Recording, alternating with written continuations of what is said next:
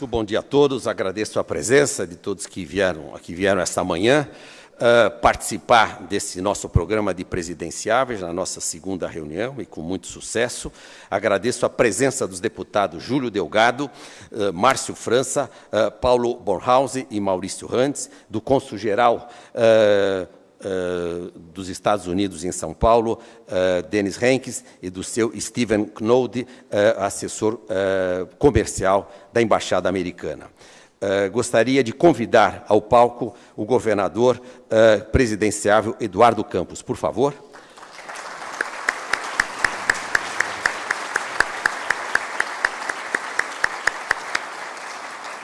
Eduardo Campos, como todos sabem, é natural de Recife. Ele foi deputado estadual, deputado federal por 3 mandatos e ocupou cargos de Secretaria da Fazenda do Estado e foi ministro de Ciência e Tecnologia. E teve uma gestão exemplar com um índice de popularidade no seu Estado praticamente não igualado até então. Sua marca como gestor público de alta qualificação é uma marca na sua trajetória. Foi eleito e reeleito governador e de 2007 até 2014, saindo agora para participar da campanha presidencial. Nós faremos muito rapidamente uma apresentação das propostas da AmCham. Eu passo pelo primeiro quadro e eu já apresentei o que é a AmCham para o governador. Eu só queria ressaltar, governador, que o senhor está pisando num prédio sustentável. Este prédio, ele obteve a classificação ouro, classificação gold, pela instituição mais importante que classifica os prédios existentes, e teve a maior pontuação de prédios existentes para ser sustentável em todo o Brasil. Isso é uma marca que nós atingimos faz cerca de um mês. Temos a honra de poder anunciar que o senhor, comprometido com a sustentabilidade, está pisando no espaço sustentável. Para nós da AmCham, o ponto central é desenvolver uma agenda que fortaleça a competitividade da economia brasileira. E nós selecionamos nossas propostas, agrupamos basicamente em 3 eixos. O primeiro, que tem a ver com a melhoria do ambiente de negócios, o segundo, com a inserção do país na cadeia global de valor, e o terceiro, o aumento da produtividade. De alguma forma, os 3 elementos se falam entre si, eles não são excludentes. Quanto ao ambiente de negócios, nós citamos que é importante começar com o bom exemplo. É o governo aumentar suas despesas de maneira tal que esse crescimento seja sempre inferior ao aumento do crescimento da receita. E o que nós temos visto nos últimos anos é exatamente o contrário. A receita cresceu muito, mas as despesas cresceram mais. Isso daria chance de criarmos um colchão, termos uma poupança vital para se investir na melhoria dos serviços públicos e na própria infraestrutura.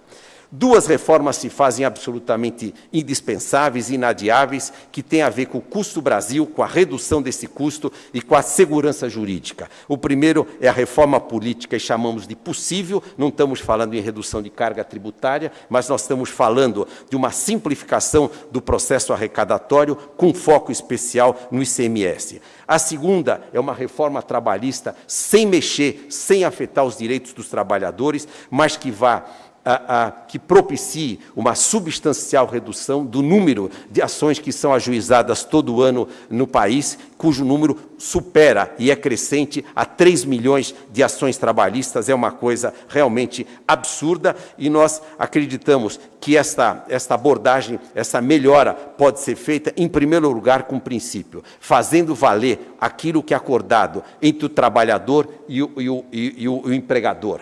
Esse é o princípio. Isso valeria para acordos coletivos entre sindicato e empresas, isso valeria para os acordos da homologação, o empregado respaldado por o artigo 625 da CLT, através das câmaras de conciliação, com todo esse respaldo. E hoje a gente vê que, nesse momento, é que se dá ensejo ao início de uma quantidade incrível de ações trabalhistas e contratos especiais de alta remuneração. A implementação do Simples Trabalhista para empresas pequenas e microempresas, já que temos o Simples da área fiscal, que tenhamos o Simples Trabalhista para as pequenas empresas, e a regulamentação regulamentação da terceirização, que atinge hoje a mais de 16 milhões de trabalhadores.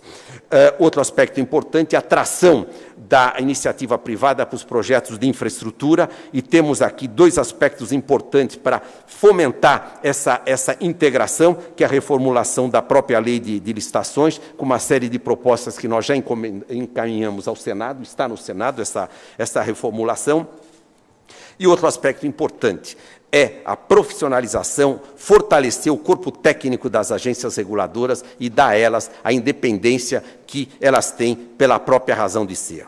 Esses são 5 elementos que consideramos essencial, e o outro aspecto da maior importância é a inserção do Brasil na cadeia global de valor. Um país que é a 7ª maior economia do mundo, obrigado. A 7ª maior economia do mundo tem uma participação pífia no comércio internacional, e o Brasil praticamente é inoperante nos acordos bilaterais de livre comércio, por onde se dá o grande volume do comércio internacional. Nesse aspecto, nós vemos que são 5 pontos fundamentais que deveriam ser atacados. Eu começo primeiro a coragem de se renegociar aquilo que nos deixa amarrado em excesso com o Mercosul, que impede que o Brasil negocie acordos internacionais. É preciso ter coragem de negociar este nó que nos amarra em excesso, mas, ao mesmo tempo, sem virar as costas para o Mercosul. Ao contrário, ampliar os acordos com toda a América Latina, desenvolver um acordo profundo e amplo com os Estados Unidos e com toda a Europa, onde temos a maior parte do nosso comércio e a nosso vínculo até cultural e comercial. É fundamental simplificar os processos aduaneiros e reduzir os custos operacionais, que são incrivelmente maiores do que a média mundial. E, ao fazer isso, se assumir essa postura, nós acreditamos que, ao se comunicar a abertura do país para o comércio internacional, a firmeza de se negociar acordos, nós vamos ter um crescimento do investimento no Brasil de maneira expressiva, porque existe liquidez internacional e o Brasil é hoje visto. Eu agora vou fazer uma votação desses 2 blocos de propostas e peço que, usando este aparelho, se votem. Primeiro, na questão da melhoria do ambiente de negócios, de 1 a 5, que está marcado aí, temos 10 segundos para votar, e que escolham a sua opção de acordo com o interesse da sua empresa. Votando, por favor. Racionalização do gasto público, reforma tributária possível, reforma trabalhista, infraestrutura e fortalecimento das agências reguladoras. O que será que vai dar?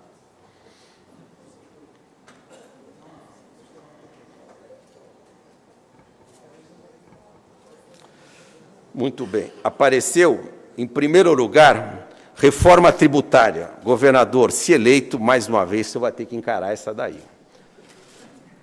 A segunda é a questão da infraestrutura, integrar a iniciativa privada aos projetos de infraestrutura são fundamentais, a racionalização do gasto público e a questão também, em terceiro lugar, da reforma trabalhista.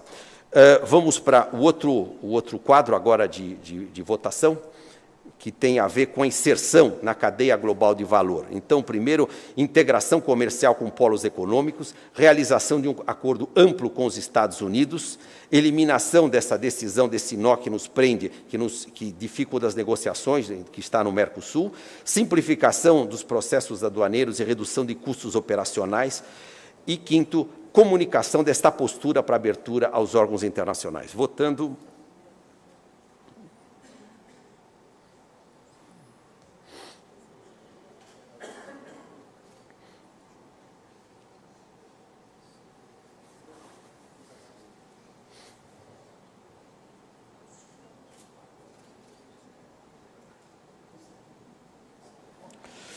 49%, simplificação dos processos aduaneiros e redução dos custos operacionais. É um choque de gestão nos portos secos, nos portos marítimos brasileiros, que afetam o dia a dia das empresas, tem custo, tem um lead time, um tempo impressionante.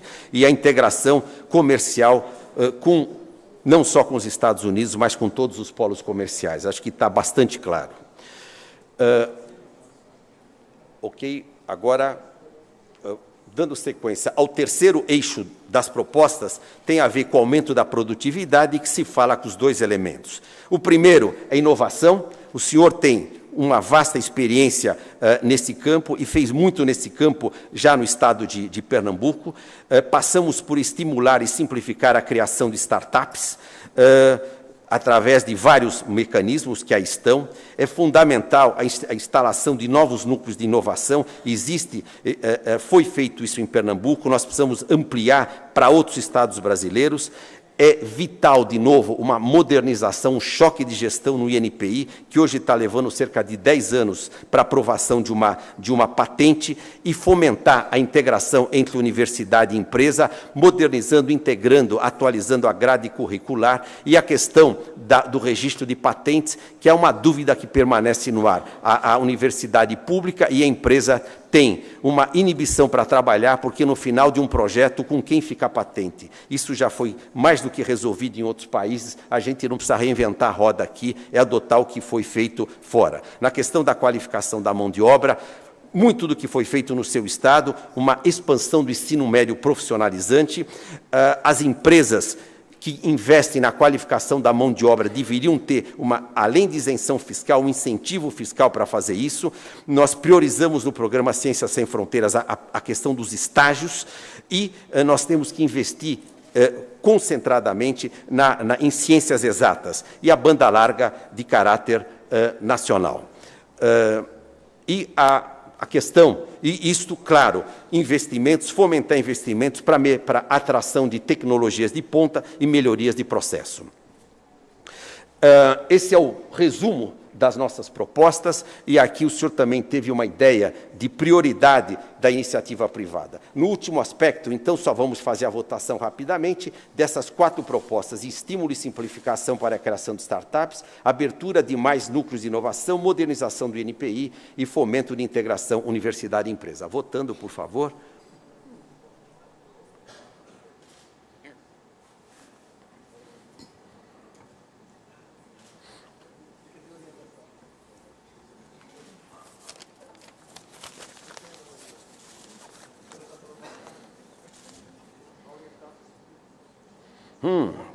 Fomento da integração entre universidade e empresa.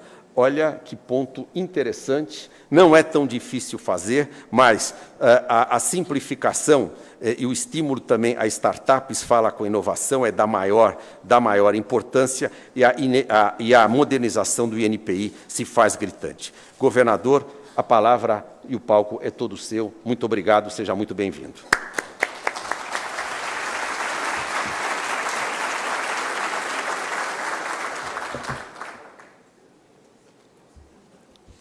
Bem, bom dia a todos e todas. Meus agradecimentos a Gabriel Rico e a Hélio, em seus nomes, a todos os que fazem a Anshan, dizer da alegria de poder participar desse encontro mais uma vez aqui e poder dizer da nossa satisfação de receber da Anshan, com a sua história quase já centenária no Brasil, com tantos serviços prestados à vida brasileira, com tantas lideranças empresariais que aqui estão representadas por essas ideias, essas contribuições para uma reflexão sobre o Brasil.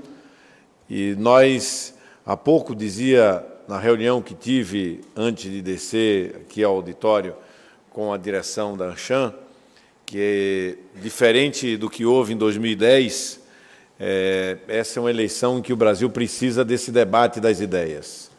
Em 2010, o Brasil viveu uma eleição logo após uma grande crise econômica que assolou o mundo, e o mundo todo fez um grande esforço, e ainda faz, de compreender as dimensões, as razões e os fundamentos que são necessários para construir uma nova etapa de desenvolvimento da humanidade, e o Brasil viveu uma eleição sob o signo de um crescimento, como foi de 2010, na casa dos 7%, num debate político empobrecido, sem descer exatamente a questão fundamental, que era o que desejávamos fazer do Brasil.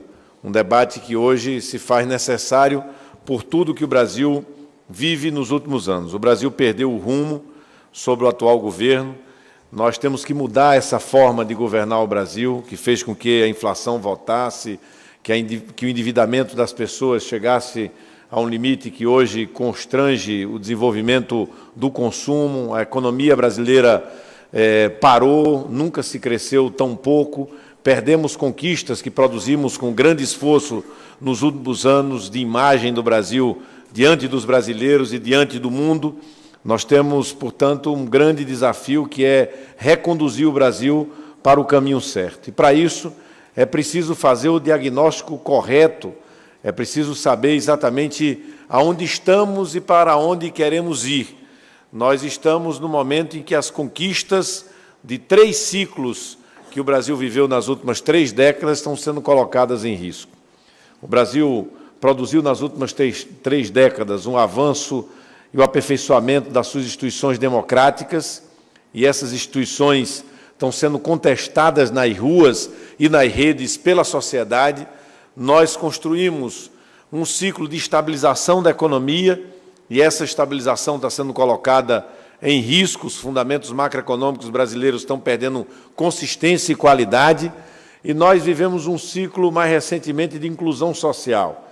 E esses que foram ainda, de forma muito incipiente, incluídos à condição de consumidores no Brasil, estão correndo o risco de verem as pequenas conquistas serem derretidas. Nesse país, há, sobretudo, uma crise de confiança. E essa crise de confiança tem a responsabilidade de Sua Excelência a Presidenta da República, que sinalizou ao país que viria a gestora, que viria alguém que teria a condição de conduzir o Brasil a dias melhores, a uma qualidade na gestão, não só econômica, administrativa, mas política, de melhor qualidade, e nós não assistimos isso. A entrega não ocorreu, e o Brasil viu, a um só tempo, uma condução na administração que deixa a desejar, que não entrega a obra administrativa, na economia, que gera um ambiente de negócio que fez com que os investimentos fossem postergados, na melhor das hipóteses, no Brasil, e que se gerasse uma quebra de confiança. Para reconstruir essa confiança, é preciso que este debate produza uma mudança.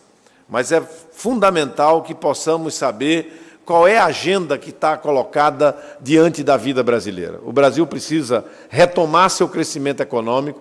Esse crescimento econômico tem que ter qualidade, portanto, ele tem que ter inclusão e tem que ter uma visão de sustentabilidade, e ele precisa responder aos brasileiros no que diz respeito à qualidade de vida.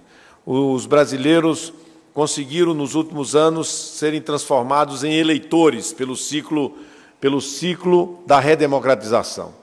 Mais adiante, a estabilização econômica e um ciclo de inclusão social fez com que os brasileiros conseguissem virar consumidores. Hoje, os brasileiros querem ser cidadãos, e não se constrói a cidadania de milhões de brasileiros que querem uma educação padrão FIFA, uma saúde padrão FIFA, que querem uma segurança padrão FIFA, se o Brasil não tiver uma política de outro padrão. E essa política também não pode ser do padrão FIFA, a gente sabe disso.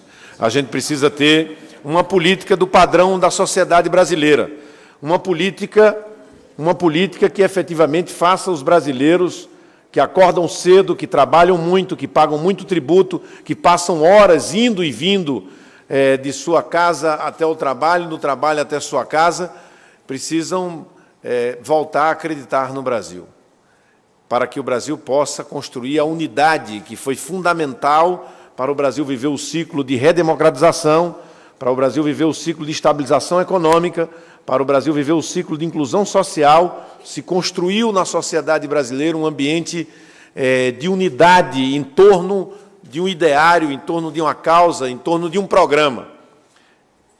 E esse programa é o que nós estamos tentando construir com esse diálogo com a sociedade, que hoje é ajudado pela contribuição que nos traz a ANCHAM, fruto do debate com centenas e centenas de executivos, de dirigentes, de acionistas de empresas, de pessoas que vivem no Brasil real e que tentam trazer para o Brasil oficial o grito de esperança do povo brasileiro que empreende, que faz, que gera emprego, que paga tributo. E nós entendemos que o grande lance esse ano é fazer o encontro do Brasil real com o Brasil oficial. O Brasil oficial de Brasília está de costa para o Brasil real. O Brasil oficial, o Brasil real já não se vê representado nessa velha política. E é preciso ter a ousadia de renová-la. Ninguém faz o novo do nada. Nós precisamos construir o novo, porque só o novo vai poder trazer essa energia da indignação da sociedade brasileira para fazer a transformação que o Brasil precisa viver. Não tem como dar conta da equação de 36% de carga tributária e a sociedade nas ruas pedindo melhores serviços públicos e mais serviços públicos, se aqui no meio insistirmos em fazer a mesma política que os partidos que governam há 20 anos o Brasil terminam fazendo. Eles terminam se entregando às velhas raposas que tomam os sonhos dos brasileiros, que envergonham a todos nós todos os dias com fisiologismo, com patrimonialismo, a quem se entrega exatamente aqueles que chegam em Brasília. Não há solução. É hora de ter coragem. E essa coragem nos impõe a decisão de mudar o Brasil de verdade. Não é mudar nomes, mudar partidos. Temos que mudar a atitude diante do Brasil. O Brasil tem jeito, é um grande país, tem um povo generoso, tem empreendedores capazes. O que nós precisamos fazer é mudar a política no Brasil. E para mudar a política no Brasil tem que ter a coragem de ter pouco tempo de televisão, de ter pouco dinheiro para disputar a eleição, mas tem que ter as ideias muito simples. É deixar essa energia renovadora do país e encontrar uma candidatura que diga: vamos colocar na oposição as velhas raposas que estão hoje nos 39 ministérios, que estão hoje ocupando as agências, os bancos e tudo como sempre fizeram nesses últimos anos no Brasil. Para fazer isso, é preciso que a sociedade cumpra uma parte do propósito, tirando o apoio e o voto àqueles que estão mantendo este tipo de política. Mas é preciso também que quem assuma o comando do Executivo tenha a coragem de governar sem eles e mostrar que é possível governar com os sérios, com os competentes, com os capazes. Desta maneira, a sociedade vai acreditar e vai dar o tempo necessário às mudanças. De outra maneira, a sociedade não vai acreditar e a falta de crença da sociedade vai ser, para a política no Brasil, vai ter o mesmo efeito na política que tem a falta de confiança na condução da economia.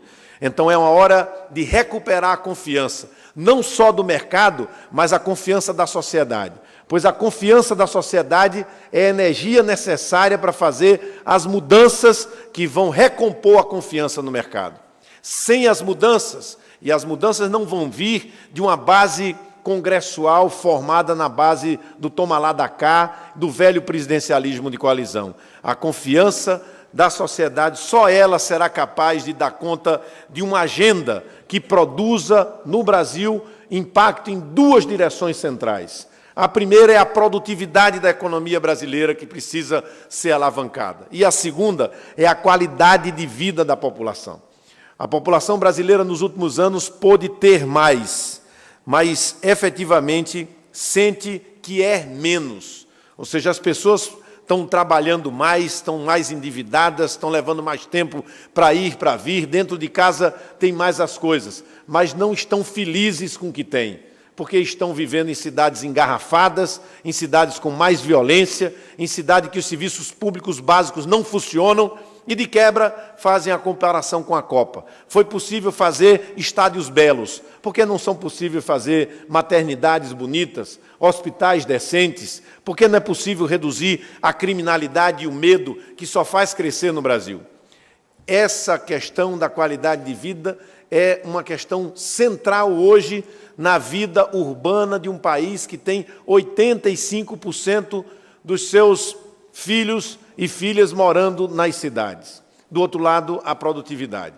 A produtividade que é impactada por um país cartorial complexo, de uma legislação feita para quem está dentro do muro do Estado brasileiro, de uma legislação que tem a marca de uma cultura. O Estado existe para ser servido pela sociedade, e não o Estado que existe para servir a sociedade e não atrapalhar a sociedade a poder fazer com seu talento e suas riquezas a transformação, o desenvolvimento, a possibilidade de incluir pessoas. De outro lado, essa legislação que faz com que o cartório se empodere, os carimbos sejam repetidos, as exigências sejam feitas sempre de uma legislação pensada para quem é bandido, marginal, e não pensada para quem cumpre com suas obrigações. De outro lado, você tem uma infraestrutura que tem um déficit hoje de 600 bilhões de reais, quando todos os PACs em infraestrutura somam 240 bilhões de reais. E essa infraestrutura que o Estado brasileiro não pode dar conta sozinho, e quando fala em concessões, fala com preconceito ao capital privado. Ora, num país capitalista, que precisa da poupança externa para equilibrar suas contas, que precisa do investidor para fazer a infraestrutura que o orçamento fiscal não pode fazer, quando faz de maneira tardia o chamamento às concessões, o faz cheia de reservas, cheias de travas, que terminam por impactar efetivamente um dos grandes desafios à produtividade, que é a infraestrutura. Temos um sistema tributário arcaico, cumulativo, atrasado, que faz com que muitas empresas no Brasil tenham departamentos jurídicos que são verdadeiras representações federativas, ou seja, escritórios de cada um dos estados para entender a legislação do ICMS, por exemplo, de créditos que são glosados, de multas que são aplicadas e que custam anos no judiciário, muitas vezes agravando balanços de empresas que são cotadas em bolsa. Toda essa situação não sai do canto porque é uma visão de curto prazo, de se fazer a reforma para o dia seguinte. Nunca se pensa em fazer a reforma dentro de um processo de transição em 4, 6, 8 anos, como manda o bom senso, esses recursos que muitas vezes servem para fazer as desonerações, como se viram nos últimos anos, desonerações feitas no balcão, em quem chega mais perto, poderiam ter sido utilizados para gestos transversais à economia, a setores portadores de futuro, a setores que iriam nos incluir em cadeias globais de forma competitiva, tendo um impacto, inclusive, sobre a nossa indústria. Não, se faz o trabalho do dia a dia, o trabalho do ontem, a pressão do hoje, sem uma visão estratégica. E o sistema tributário pode e vai ser refeito no nosso governo, porque teremos a visão de não abrir uma disputa federativa, como se abriu nos últimos anos. O Brasil tem uma federação pela sua Constituição, e nos últimos anos essa federação é agredida diuturnamente. Os municípios brasileiros estão literalmente quebrados, sem poder dar conta dos desafios que são básicos da pauta da sociedade, seja a saúde, seja a educação. Começa lá no município. Os municípios afrontados no seu equilíbrio fiscal, tendo que ter regras de responsabilidade fiscal que foram muito bem-vindas da década de 90, que a União não segue, que a União não tem efetivamente esse compromisso. Impactar a produtividade e refazer o ambiente de negócio no Brasil tem tudo a ver também com um grande esforço de educação, ciência, tecnologia e inovação. E é preciso que o governo incorpore isso não como um discurso, mas como uma prática. Fazer a educação brasileira ganhar qualidade. Nós conseguimos fazê-la ganhar quantidade. Nós precisamos agora que ela ganhe a qualidade necessária. Hoje à tarde terei uma reunião no movimento Todos para a Educação. E falo com a experiência de quem fez em 7 anos o maior conjunto de alunos em tempo integral, com acesso a ferramentas de tecnologia de informação, num estado pobre do Nordeste, que tem hoje mais aluno em tempo integral do que Minas Gerais, São Paulo e Rio de Janeiro juntos. É claro que essa não é uma obra que eu pude inaugurar como governador, mas, com certeza, na próxima década, quando encontrar esses jovens que hoje estão na escola, nós vamos encontrar esses jovens em outra posição muito diferente se ele não tivesse tido a oportunidade de uma escola em tempo integral, que nos dão uma nota maior do ensino público, se recortarmos só as escolas em tempo integral, maior do que o estado que tem a maior nota no ensino público, que é o estado de Santa Catarina. Tenho consciência também de que o ambiente de negócio e a competitividade e a produtividade da nossa economia tem tudo a ver com a governança macroeconômica responsável. E governança responsável é aquela que enxerga longe, é aquela que avisa o rumo estratégico aos que têm que definir de forma estratégica seus investimentos. E, para isso, a narrativa de longo prazo, o compromisso com a meta de inflação, o compromisso com um Banco Central independente, o compromisso com o Conselho Nacional de Responsabilidade Fiscal, que a União não tem e terá no nosso governo, para oferecer uma contabilidade criativa para falar a verdade, para deixar claro exatamente cada valor de cada atitude que o governo federal tem que tomar. Quanto é que custa o subsídio ao Minha Casa Minha Vida? Quanto é que custa as políticas sociais do Brasil? Quanto é que custa os subsídios, a taxa de juros?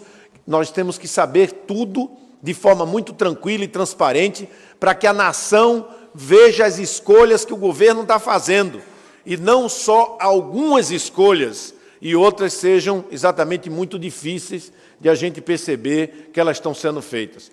É preciso que essa governança macroeconômica ela possa reconduzir o Brasil a ter uma inflação no centro da meta, a ter a retomada do crescimento econômico que hoje é o mais medíocre de toda a história republicana brasileira.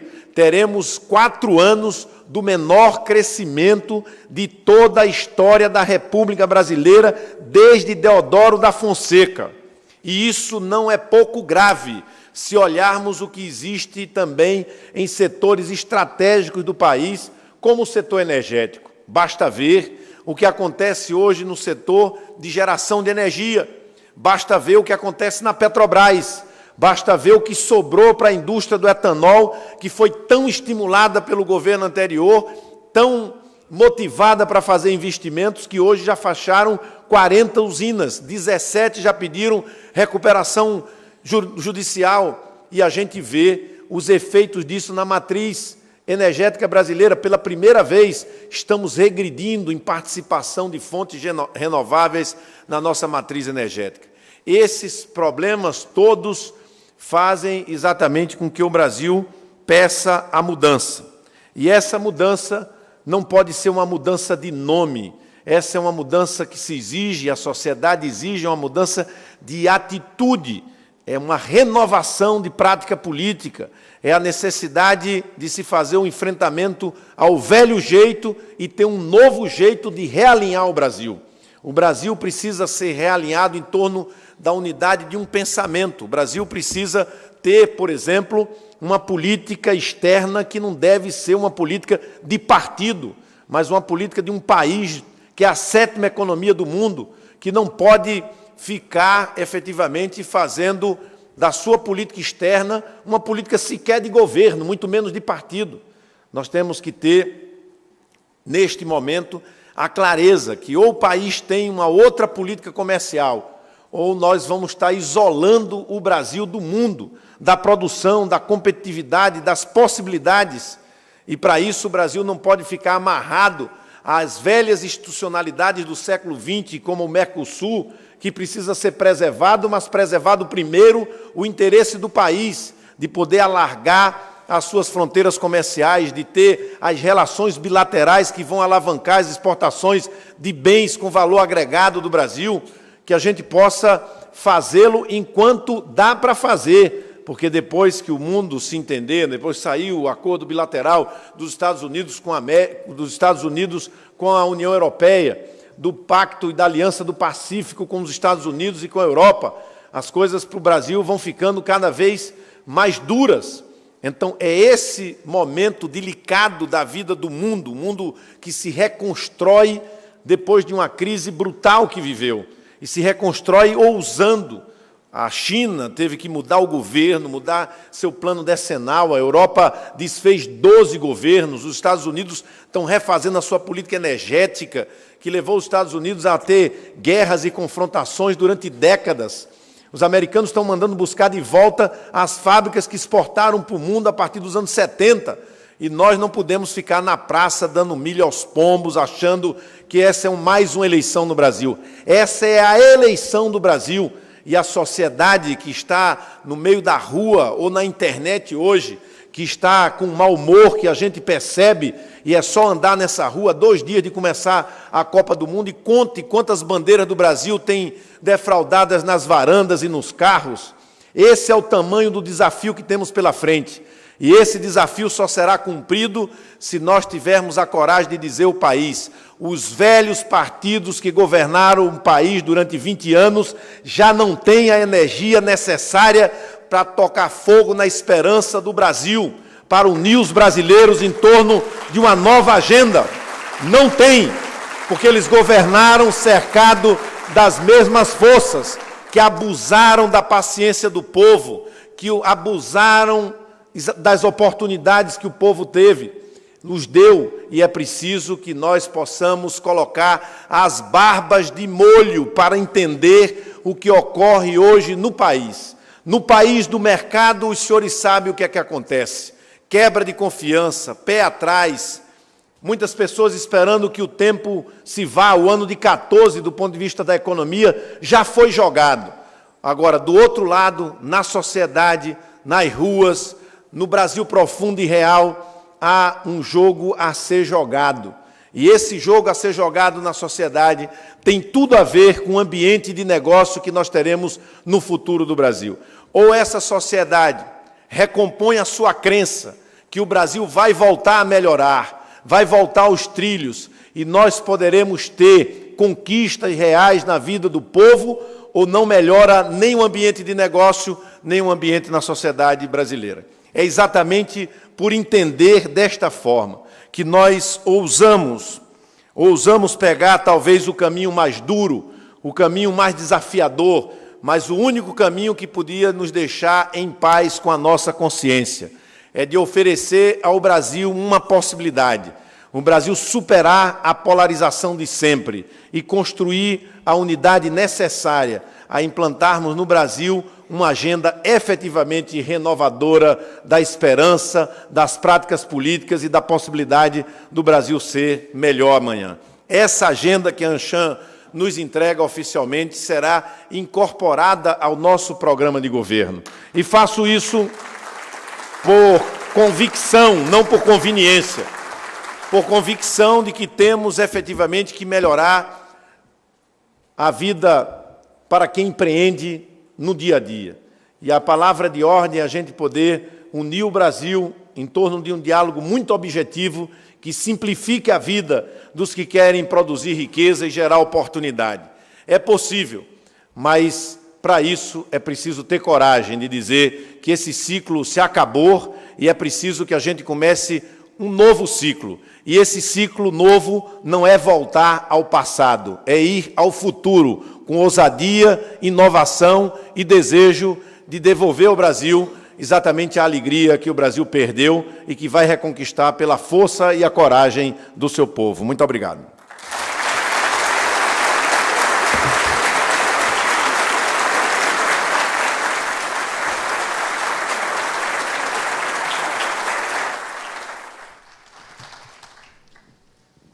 Primeiro, mais uma vez, obrigado, governador, pela presença conosco hoje aqui.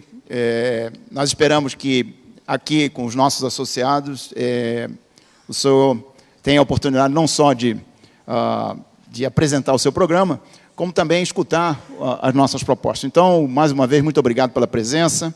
Nós temos aqui várias perguntas, infelizmente o tempo é um pouco limitado. Eu vou começar com uma que é muito interessante, que é sobre a sua estratégia de comunicação do seu programa.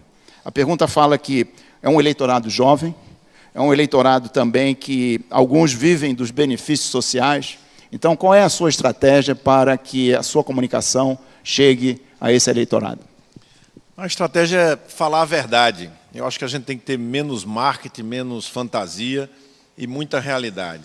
É dizer, em outras palavras, e num tempo pequeno que vamos ter, o que falamos aqui em 22 minutos que eu estava contando. Nós precisamos dizer ao Brasil que é hora de ousar, de ter coragem de fazer a travessia. Como dizia o poema do Fernando Pessoa, tem hora que é a hora da travessia, a hora de jogar aquela roupa velha que já tem a forma do corpo fora fazer a travessia, porque senão teremos ficado à margem de nós mesmos. Nós não podemos ficar à margem do que nós construímos no Brasil. E é preciso fazer a leitura correta. A sociedade não se ligou em eleição ainda. No calendário, a eleição está muito próxima, na cabeça das pessoas ainda está muito longe. Há uma atitude já muito clara, que é o desejo de mudança. Nunca foi tão intenso, 74%. Mas há um grande pé atrás. As pessoas estão preferindo se proteger no voto branco, nulo, na indecisão. E é exatamente esse conjunto que traz a melhor das energias, que é a energia renovadora. É óbvio que essa energia vai ser utilizada pela sociedade para mudar o Brasil. É uma questão de tempo. É uma questão de tempo. É uma questão das pessoas. Vai chegar uma hora em que o debate vai acontecer e as pessoas que querem renovação vão entrar e ver na prateleira 3 opções. 2 que já governaram o Brasil e uma que vai governar o Brasil para entregar o que só a renovação política pode entregar. Só os que têm capacidade de diálogo com o país. Um país que vai precisar de uma atitude de sensatez, de objetividade, mas, ao mesmo tempo, de comando firme, para que o país tenha paz e tenha progresso. É fundamental que façamos essa mudança. Então, a mensagem àqueles que estão querendo participar é exatamente de chamamento, né, de convocação. As forças governistas claramente tinham uma estratégia. Abduzir as alternativas, e foi por isso que tentaram impedir a nossa caminhada dentro do PSB, que impediram a constituição da rede feita pela Marina. Do outro lado, tentam 2 movimentos. Um é jogar o medo entre os mais pobres do Brasil, que são hoje tocados por políticas sociais que chegaram à vida de 14 milhões de brasileiros como Bolsa Família. Então, instituir o medo, como isso só será mantido se esse conjunto continuar no governo. Essa é uma estratégia que já utilizaram antes do primeiro round. A outra estratégia é tentar levar o desânimo, tocar a juventude e os setores médios da população. Eu acho que a gente vai conseguir êxito em dizer às pessoas, sobretudo da onde eu venho, do Nordeste brasileiro, onde está a maioria da quantidade das Bolsas Família, onde a atual presidenta teve uma vitória para o Zé Serra de 12 milhões de votos, 11 milhões de votos ela teve lá. Eu posso garantir a vocês, é uma questão de tempo. Lá ela vai perder a eleição. Lá ela vai perder a eleição. E nós podemos, de outro lado, quero dizer a vocês também, que a juventude não vai ficar no voto branco, no nulo, só no protesto. A juventude vem para cima e vai fazer a mudança, sim. E todas as vezes que o Brasil mudou, teve a juventude na frente. E a juventude vai vir para frente e vai dar aula a muita gente de cabeça branca. E vai mudar o Brasil da forma certa. Não é mudar o Brasil da forma errada. Governador, a próxima pergunta é um tema extremamente importante, segurança pública.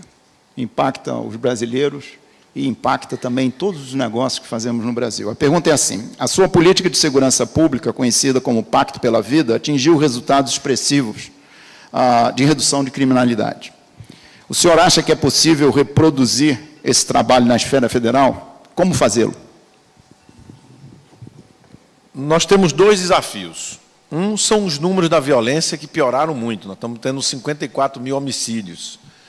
Estamos tendo um grau de dependência química do crack jamais visto. E ele é quem roda a roda da violência urbana, porque são jovens dependentes, ameaçados de morte pelo tráfico, porque esse é um mercado que se organiza de uma maneira muito própria e especial, diferente das outras drogas.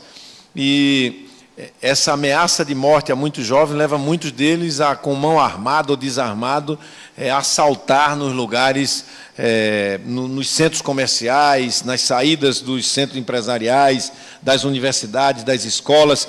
Isso é uma geral no país, que faz com que a sensação de insegurança seja a que nós temos hoje, ou seja, nós temos números indicadores ruins de segurança e temos piores ainda os indicadores de sensação de segurança. Então, eu falo isso porque eu estudei essa questão da segurança, porque ia ser candidato em 2006 ao governo de um estado que tinha os piores números de segurança, que tinha a capital mais violenta do Brasil. Não é que saiu esta semana passada o mapa da violência publicado com os números até 2012. E se você pega os números de 2007 a 2012, é quando começa o governo desses mandatos de governadores, 2007 a 2012, nós temos só 4 estados no Brasil que reduziram homicídios, 4. O primeiro lugar em redução foi o estado de Pernambuco. Então, eu falo de um assunto que eu pratiquei uma política que mostrou resultado comparado com o Brasil. Fomos o único estado que teve 7 anos ininterruptos de queda, premiado o programa que foi pela ONU. A ONU dá um prêmio anual à gestão pública em 5 áreas, anual, e nós ganhamos uma versão 12, a versão 2012 do prêmio da ONU com o Pacto pela Vida. O que é que falta? Falta o governo federal assumir o desafio da segurança pública. O Brasil não tem um sistema único de segurança pública. A única atitude do governo federal é fazer a Força Nacional, que é composta por policiais dos estados, e mandar quando tem uma paralisação, uma crise. Mas, se você for ver, o Estado brasileiro nunca assumiu, sempre correu do tema, jogou para cima dos governadores. Nós não temos hoje a Polícia Federal, que teria a função precípua de tomar conta das nossas fronteiras, nos últimos 3 anos, reduziu em 3.000 o número de funcionários. 3.000. Nunca mais os senhores viram na televisão uma grande apreensão de droga feita pela Polícia Federal. E nós temos a questão da violência. 80% dos atos de violência tem a ver com a questão da droga, ou são consumidores e dependentes em busca de dinheiro para manter seus vícios, ou tem alguma relação com a droga. E nós precisamos que o governo federal entre no jogo. Entre no jogo, constituindo um sistema, usando o fundo que já existe, que é um fundo previdenciário que está na loteria esportiva, nos jogos da Caixa Econômica, que estão sendo contingenciados, usados para outro fim, para financiar exatamente a melhoria, o treinamento, a qualificação, e fazer um grande esforço, um esforço que é de política externa, um esforço que é de polícia, mas é das Forças Armadas também, de guarnecer as nossas fronteiras com tecnologia que existe para que a gente não fique enxugando o gelo atrás de um traficante de bairro, enquanto o tráfico internacional acontece aí hoje no Brasil com a intensidade que leva cidades pequenas e médias do Brasil à situação que nós encontramos. É possível fazer essa reversão, mas o governo federal não pode tomar conta da segurança só quando é Copa do Mundo. Tem que tomar todo santo dia, ao lado dos estados, ao lado dos municípios, fazendo o seu dever de casa. Se tem um problema que é grave, governo nenhum pode dizer que não tem nada a ver com ele. O governo existe para resolver os problemas. Esse tem existido para criar problema, né? Governador, temos aqui várias perguntas dentro desse tema de inserção na cadeia global de valor, relacionado com a infraestrutura. Eu vou usar uma delas como exemplo, para que o senhor possa elaborar a sua visão sobre isso. É o tema de reduzir os custos logísticos, que hoje é extremamente dependente do transporte rodoviário, ou seja, como criar alternativas reduzindo esse custo e aumentando o transporte ferroviário e hidroviário. Nós temos hoje menos estrada de ferro do que tínhamos em 1930. São números oficiais.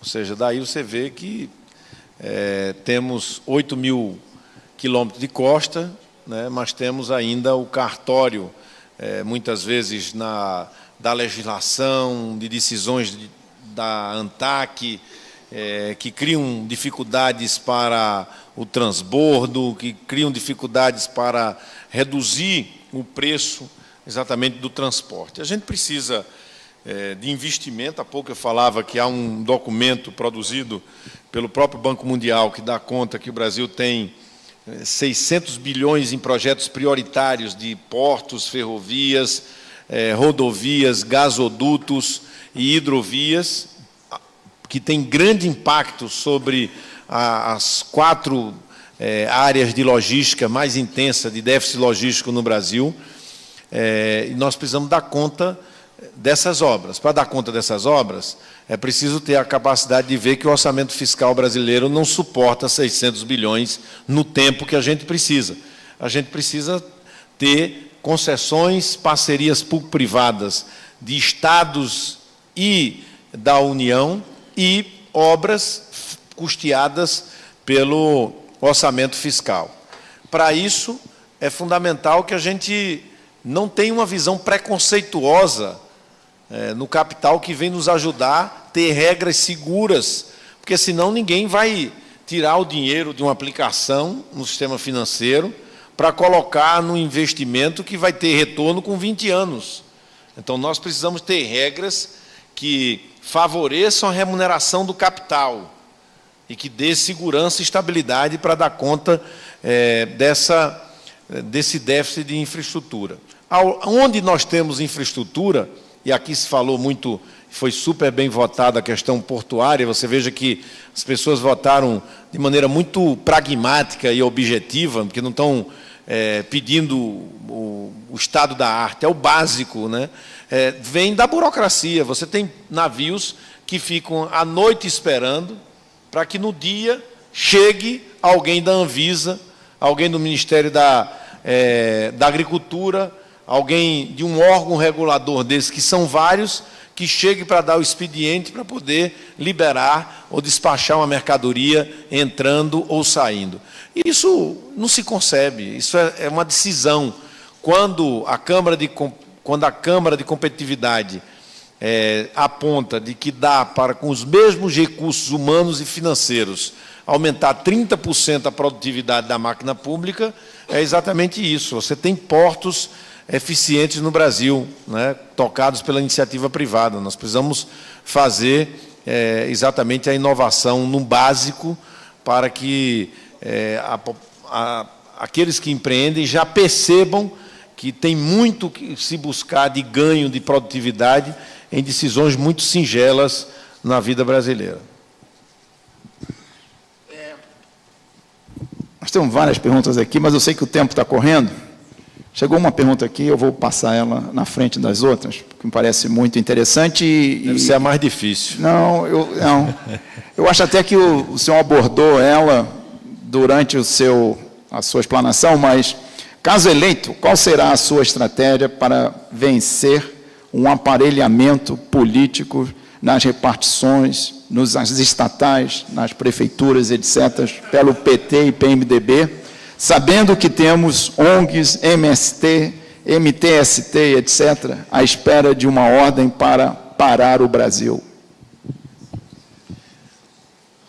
O Brasil vai parar se continuar desse jeito, né? Ele já está parando, né? Nós precisamos da energia que eu falei da sociedade, porque só ela dá legitimidade.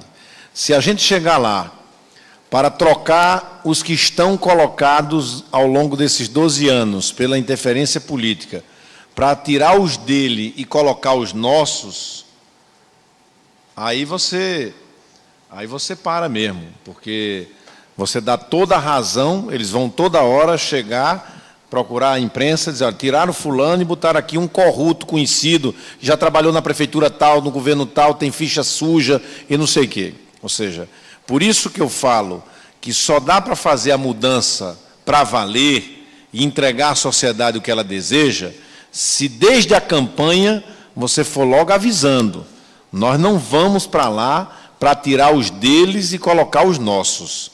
Nós vamos para lá para tirar a incompetência e botar a competência, para tirar a corrupção e botar o sério, para botar o mérito adiante do interesse menor. Se não for assim, anota aí. Pode anotar. Se não for assim, não vai funcionar. Se não for assim, piora. Se não for assim, piora. Quer saber? Você pode dizer assim, será que dá para piorar? Eu quero te avisar que dá para piorar. Por isso que é preciso ter a coragem de fazer a mudança mesmo. Então eu falo, porque até agora eu fui o único candidato que disse que as agências reguladoras não seriam indicadas por partido político. Você acha que no meu partido, nos partidos que estão comigo, não tem alguém que gostaria muito de virar diretor-geral da ANTAC, da ANEEL, da Anatel, né?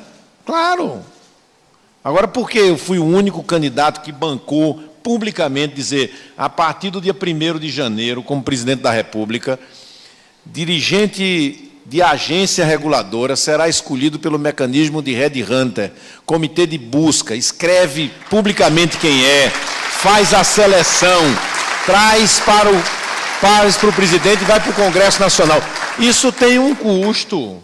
Isso desagrada muito político e desagrada um bocado de empresário que fez dobradinha com político e botou ex-dirigente dele lá na agência que regula ele.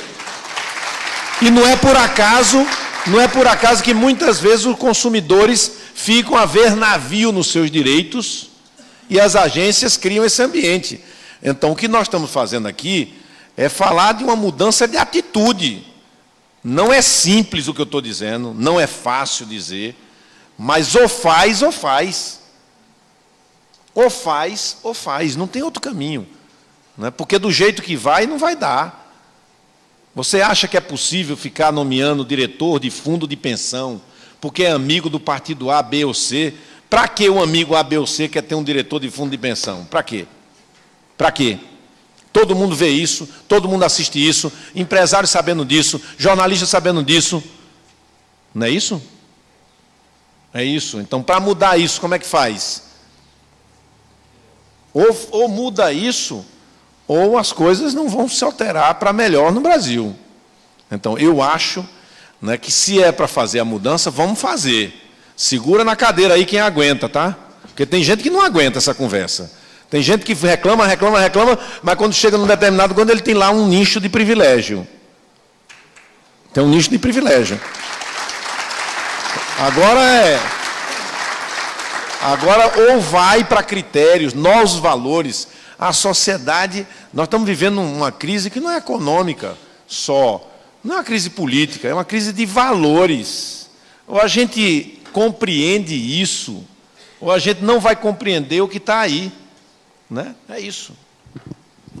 Governador, infelizmente nós estamos em cima da hora, o senhor tem outros compromissos. Eu queria agradecer as perguntas, pedir desculpa pelas que eu não pude formular ao governador.